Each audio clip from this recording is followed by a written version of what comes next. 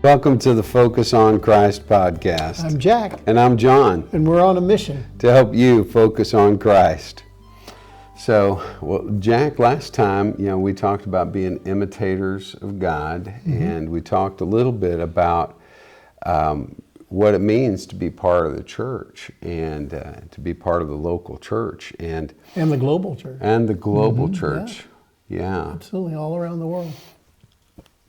Well, this past weekend, I was fortunate enough to be part of our worship team at Mount Pleasant, and I love being part of the worship team. I really do. I just feel like there's a connection there, and I try to become a conduit to bring people into worship. Okay. You've done it for a long time. Yeah, yeah. Well, this past weekend was very special because we had Ajay Lal and his wife Indu were visiting from India, and it creates a challenge for me every time that I'm around him, just because of the things that I know he's been able to accomplish, and in a whole different world than what we live in, because things are so much more difficult when you're a Christian in India. India has 80% Hindu population, okay? And a lot of Muslim as well. Right, and they actually, India has the largest Muslim population in the world. They've bypassed Indonesia for the largest Muslim population. And they are the largest nation in the world, population-wise. There's 1.4 billion people in India. Now, back in 2004, when I went to visit India, I remember they were talking about how there were over 900 million. They were fast approaching 1 billion people. So since the 19 years ago that I was over there, they've added more than America to their country. They've added over 400 million people to their population. And I don't know if you want to go here this time, but they also still kind of run, not technically, literally, legally, but practically as a caste system. Sure. It's like there are the rich, there are the middle class, there are the poor, and you're born into that caste, and it's very difficult, if not near impossible, to get out of that situation. In other words, if you're born poor, you'll live and die poor. And and they're looked at differently there as well. Well, it's kind of like saying racism is illegal. Yeah. Okay. Yeah. The caste system is illegal, but it's still very much alive. Right. It's very much alive. Ajay and their mission, they've had some difficult times in the last 18 months. And, it really started with some recognition for what their hospital accomplished during COVID, because they helped a lot of people. They serviced a population area of about 20 million people. And they're the only hospital in the whole state of Madhya Pradesh that has its own oxygen production facility. And so, and they were giving this service to people. They weren't making a business out of it. And anyway, they were recognized. Well, it created some animosity and jealousy among missionaries? No, among some of the Hindu extremists. Oh, the Hindu extremists. And I was going a different route. So rather than attack them, with violence, they attacked them legally, and they raised all these false claims against them, and have tied them up in court, and they've been imprisoned, and they've basically been on the run in some respects, and currently they have 11 pastors over there who are still in prison over some of these things. And then when they had to go on the run, this group had killed 4 cows and left the bodies on the mission campus. And then Ajay gets word that a violent mob is coming to kill them. And so he takes his entire family, wife, kids, grandkids, and they pack up what they can grab in 5 minutes and they leave. And they can't go to a hotel. They can't go any place where they can be traced. So they have to go to a friend of a friend. And then they move from there until, things quiet. And so that's the kind of persecution that you're living under when you're in that kind of an environment. So here I am on a Saturday evening getting ready for worship, and I'm looking out at our congregation, and we just don't have the same numbers of folks coming on a Saturday night as we did, pre-pandemic kind of thing. And not that I blame all of it on that, but I'm not saying it from the attendance standpoint, but more the casual Christianity. We used to sing that song that you led at worship, I don't want to be a casual Christian. Yeah. Yeah, DeGarmo Key was the group, I think, that Right. recorded that. Loved that song. But it's kind of what we become. And here he is telling these stories of imprisonment and death threats and running for your life. And, here we are coming in 15 minutes late with our iced Frappuccino. Something didn't feel right with that. So what do we need to do, Jack, to get our priorities straight, to get our focus right, to see Jesus with the same earnestness as a preacher in another part of the world who faces great persecution just for speaking the name? Well, I would say that it is a different country, different circumstance, situation, all those kind of things. And I'm not trying to have any agenda with what I'm going to say, but just what ran through my heart, ran through my head was that there are people hurting everywhere. Oh, absolutely. And the hurt may be different, it may be, whereas they're running for their lives. Maybe I'm not running for my life, but I may be hurting in some way or other. And I think that what we need to be in the body of Christ is sympathetic toward one another. Yeah. And to help one another. And I know that's your heart. I know that's your heart because I know you. No.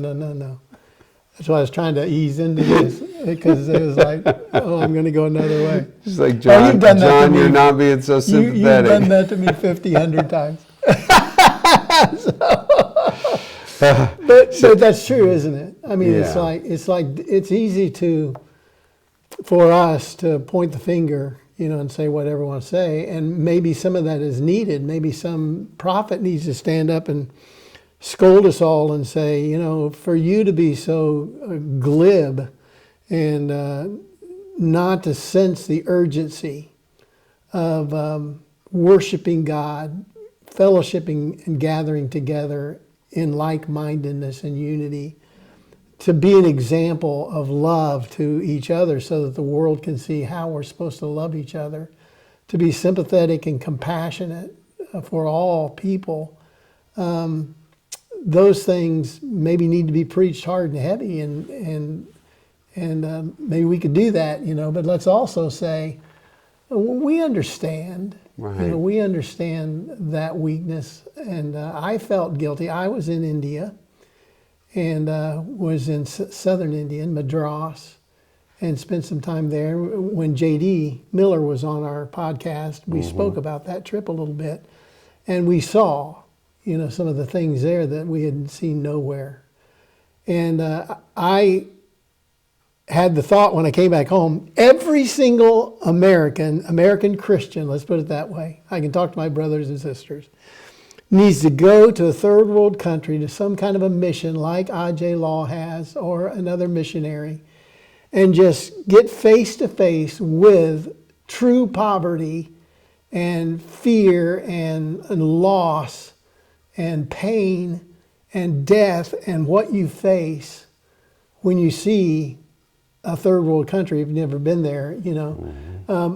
We were talking to Mike about one of his trips to Ireland, and he was showing us some of the beautiful scenery. It was just awe-inspiring, and talking about a university, the first university, in a library with a hall that rivaled the Sistine Chapel. And it's just amazing, and I want to go there. You know, that's what I said. I want to go there. I want to go other places like Greece and see the beauty.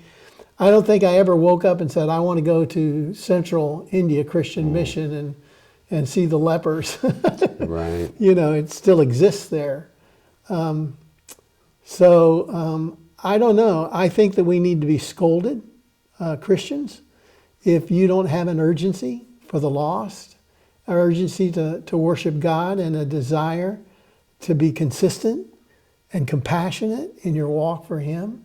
If you're getting lazy, and if you're taking things for granted, and if you're making excuses, and you're making a different God out of Jesus because you've made Him the kind of love that doesn't have any kind of concern for truth or justice, you don't understand that God is one day going to unleash His anger to the disobedient and to those who do not bow down and confess Him as Lord. Those things are true, and they're a little bit scary. But what is also true is God has taken care of all of those things for us through His Son and through His gift for us. And so we have to balance these things out, I think. And when you get Ajay talking to you and challenging you with those kind of things, I think that's a good thing, because I think it really spurs us on to doing some good deeds and some works that we need to do. I remember having a conversation with you. I don't know if you remember this, and I don't know if this actually happened, but I remember you were going to take a trip, your first trip to India, I think it was, and you were asking me if I thought you should go. And I can remember telling you, well, you know, you can go on that trip as a visitor, and you can go and you can look and you can watch and you can see the ministry and all those things, or you could go as a visitor / doctor and maybe take some do you remember us talking about that? Yeah. And I think you have done that, haven't you done? And I think that that's been a blessing to me to see you go on a mission trip as a doctor and to set up a clinic and give medicines out to people and look at the things you see in a third world country from a medical standpoint, as well as preaching, singing, and doing the other gifts you have.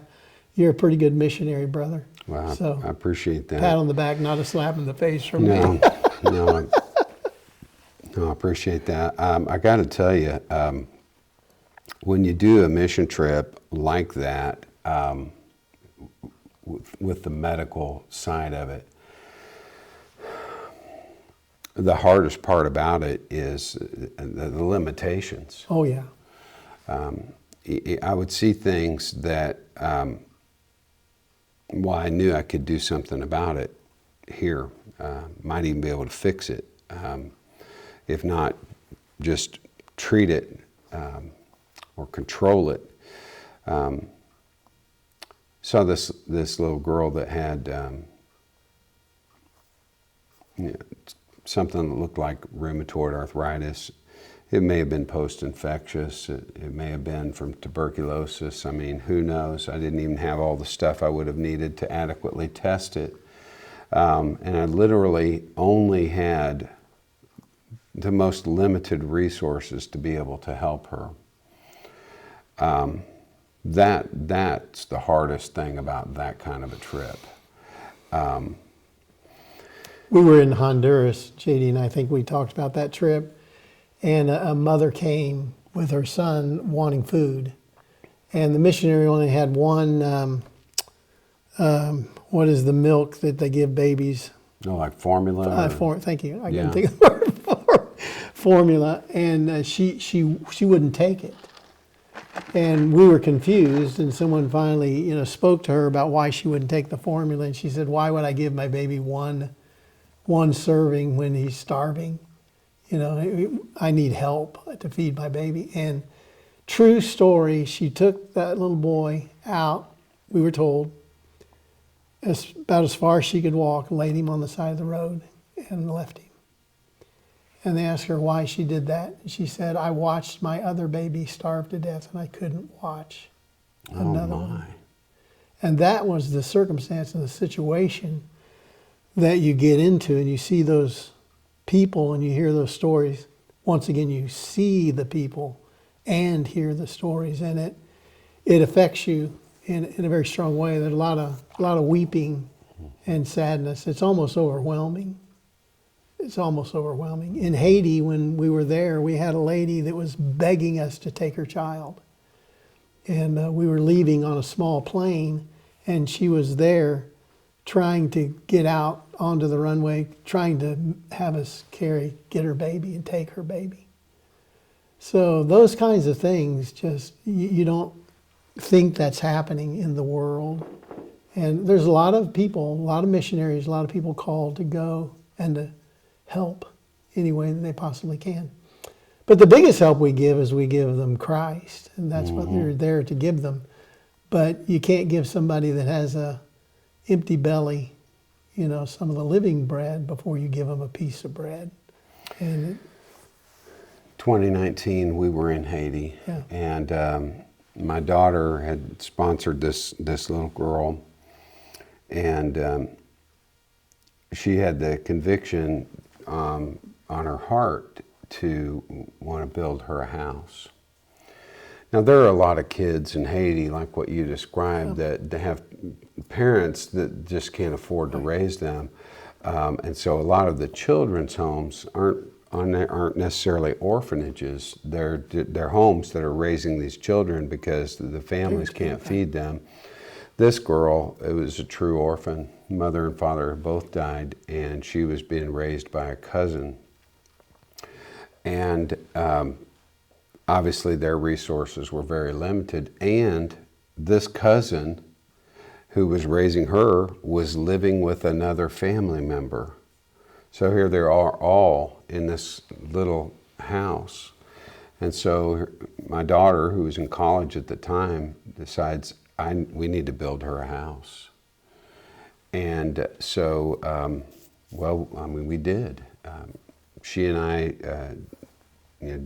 did a Christmas concert, and a few other things. And between that and what we put in there, we raised more than enough to build her a home and to put furniture in it, and to keep an ongoing sponsorship so that she would be able to go to school and get at least one meal a day, which takes the burden off of, not only takes the burden off of the family member that's raising her, but also creates an incentive for them to want to keep raising her, because the mission holds the deed to the house, and then when the child is 18, it goes in their name. Then they put another person in there. No, the kid owns the house. Oh, then. really? Yeah. Oh. Yeah. But they do it that way because early on they would have people renting out these homes that they're building for these kids. You know, and it's like, wait, that's not what we intended. So, and I'm trying to remember now why I started in on the story telling you this. Just kids in Haiti and different situations. Yeah, but the thing that got me was compassion isn't just a feeling. It drives you to action. And that was what I witnessed in my own daughter with this little girl. And it wasn't enough to just feel something, but to do something. I remember now what I was going to say. So on that trip, there's this young gal that has joined the whole group, because people are from different churches in different states and whatever that are there all at the same time. And so we've got these other folks that are helping participate in building this house, all right? And here we are in Grand Guave, which is this little village in Haiti. And you can see the Caribbean Sea out there. You can see it from, or the Gulf of Mexico, whatever, from the hilltop that we're on, okay? And everything around you is it's just poverty.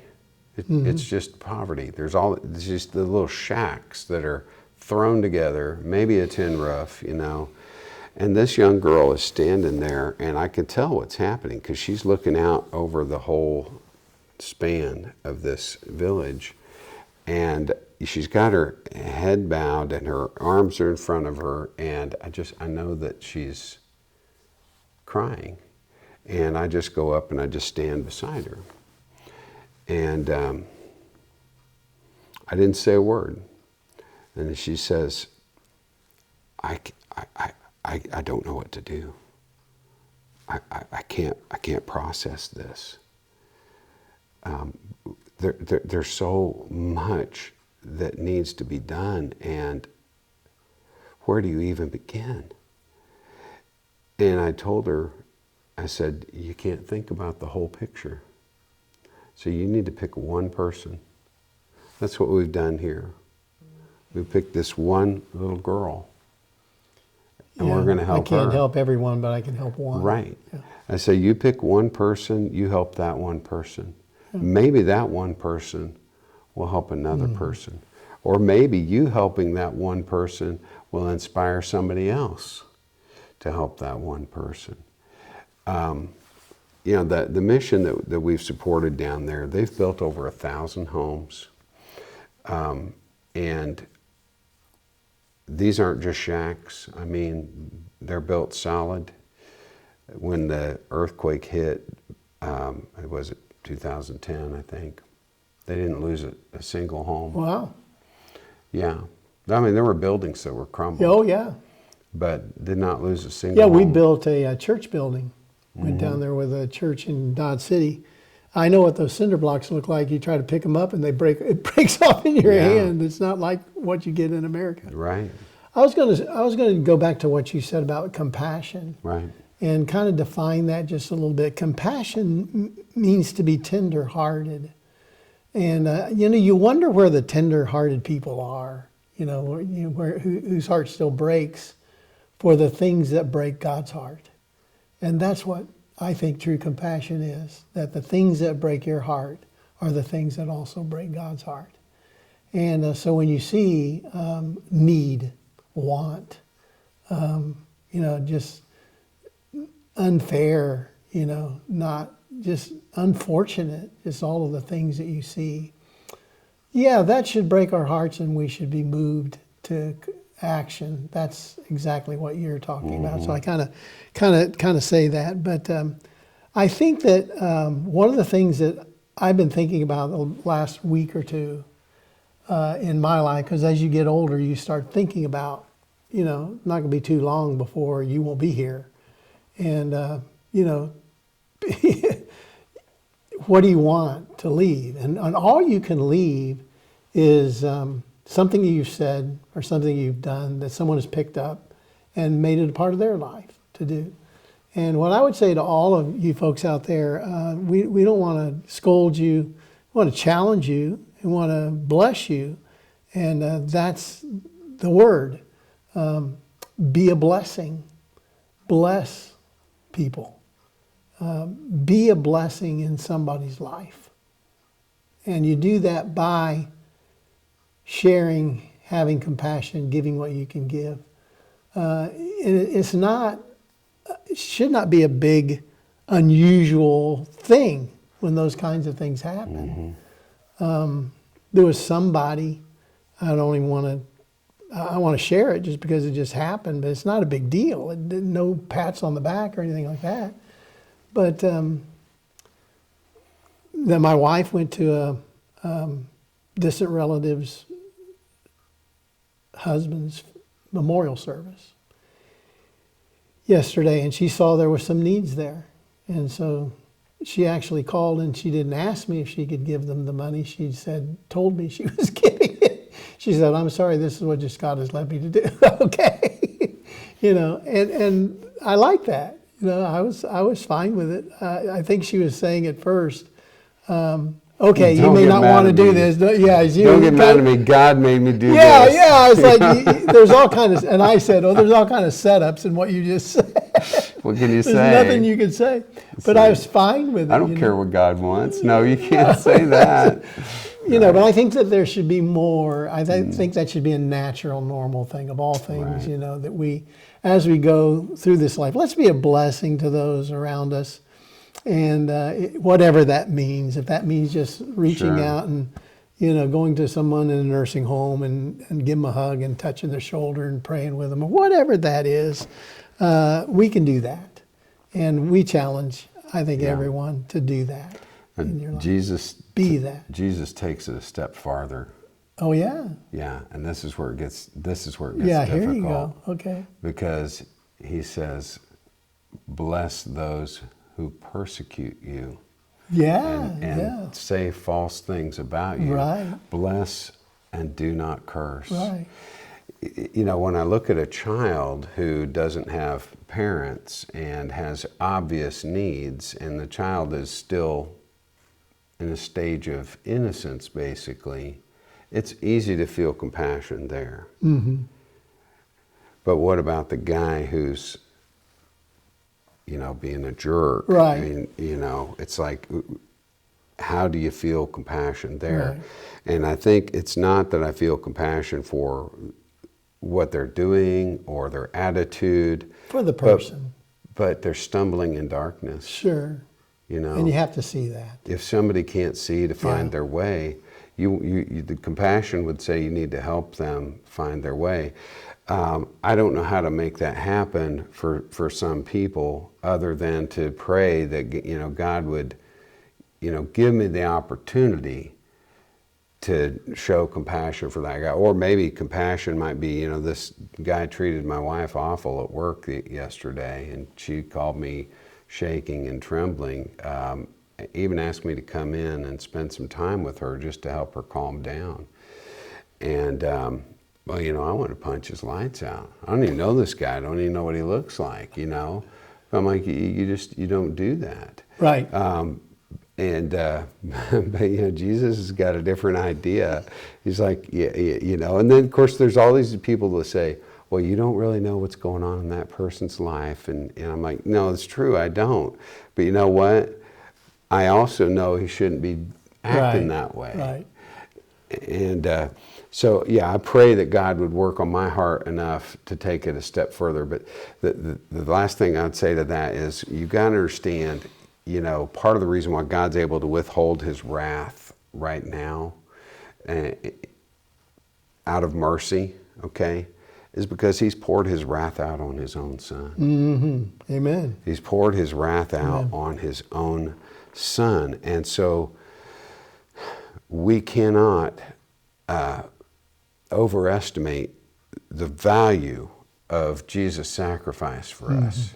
That God would do that he would send his own son to take the punishment that we deserve. The throat punch that I deserve, or the smack upside the head, or worse, eternal damnation. And what it gives us, that gives us a hope beyond this life. And, 1 Peter, we were going to look at that, and I know we don't have time. We probably need to draw this down to a close. But I was just going to say, 1 Peter chapter 3, it says to set apart Christ as Lord in your life. So what you can do right now is set apart Christ as the Lord of your life. And then you will begin to see the world and people through the eyes of Christ. And they look a lot different when you start looking at people through his eyes and not your eyes. Oh, yeah. And then it says, always be prepared to give an answer to anyone who would ask you the reason for the hope that you have. Be prepared to give an answer. And then my final thing is, and then go out and be a blessing. And if you'll do that, people will start asking, what in the world are you doing? Well, here you go. You want to know? I have a hope. You want to know where my hope comes? Now you're prepared to give an answer for the reason for the hope that you have. Now you're being a blessing. You're not only helping the world, but you're also sharing hope for the next world. And that's kind of a philosophy that we can live by. So, Very true. Thank you. Thank you for that, Jack, and thank you guys for joining us. We love you, and we'll see you next time.